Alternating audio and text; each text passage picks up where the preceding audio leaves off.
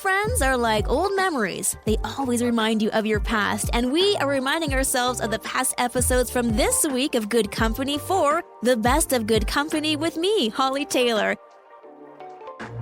It's Hollie Taylor, and I want to talk about weird accidents because I feel like the older I get, the more bizarre the incidences occur that cause me some kind of physical pain, like, I don't know, waking up, getting out of bed. You step just off a little bit and suddenly your ankle cracks, instant pain. Not that I'm talking from experience or anything, but I did have a friend and she went to get a facial over the weekend and she got a bee sting. Well, I guess a wasp sting. One had gone into the spa and literally stung her on the finger while she was sitting there, well, laying there, all calm and relaxed, getting a beautiful facial. The esthetician said, I'd never, ever seen this happen. My friend, clearly, this has never happened. Can you imagine you're going to get a very calming treatment and then just out of nowhere, a wasp stings your finger? Anyway, sad end for the story of the wasp. He's now squished. Friend is doing okay, but what a weird way of getting a bee sting. Any weird injuries? Let's just have some fun with this. I have tons. I walk into things all the time. Once I was rushing to sit down and it had wooden armrests. I smoked the side of my hip so bad. The bruise was massive. And I'm like, I literally just was trying to sit down. No, I can't. So what are your weird injuries? Your stories, if you will. 905-338-1250. Well, I think we all know that God provides, and He also works in mysterious ways, and He loves us. The story, to me, just symbolizes all of that from start to finish. This is actually a story that's coming out of here in Canada, but going way, way, way, way east. A musician on Prince Edward Island. He had kids, a family, a life, and unfortunately, his home caught on fire. Now, everybody got out safely, a huge, huge blessing and miracle unto itself. But it just so happened that he had entered into a draw. The winner of this draw would get a new cottage. He won the draw. So no sooner does his home burn down, does he win a raffle and win a new home. See, God works in very mysterious ways. I don't know if this was a God thing, a coincidence, a Godcidence even, but what a blessing, what a miracle. I mean, can you just imagine just the trauma of having your family escape a home, but your home is gone? Where are you going to live? And you just happen to enter a raffle prior to the incident and you win a home. So God providing in a very, very, I would say, tidy way in this situation. Now, maybe it's not as Godcidence as this was, but maybe there's a story where, God's timing was the perfect timing, and it seemed like a coincidence, but it was a God thing.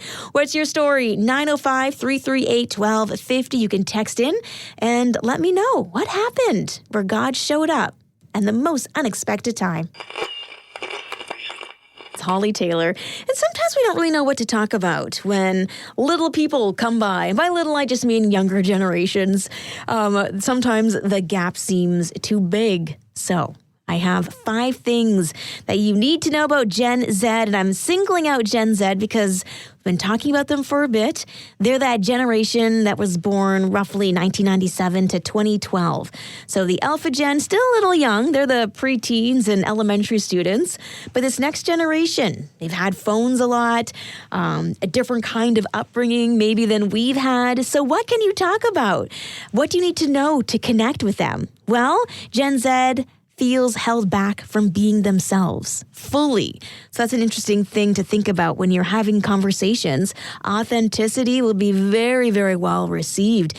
They are looking for authentic ways to also express who they are. They prioritize happiness, stability, and good health. So going for a walk, doing something active, maybe trying pickleball together. Gen Z also, they are online, but they still value in-person connection. So don't be intimidated by the online activities. Maybe take them out for a coffee at a local shop. If they're too young for coffee, go for a walk. Again, maybe pickleball. In person, fun, active, healthy, could be the one-stop shop. Also for Gen Z, morality is often subjective. So in having conversations, keep that as the back of your mind.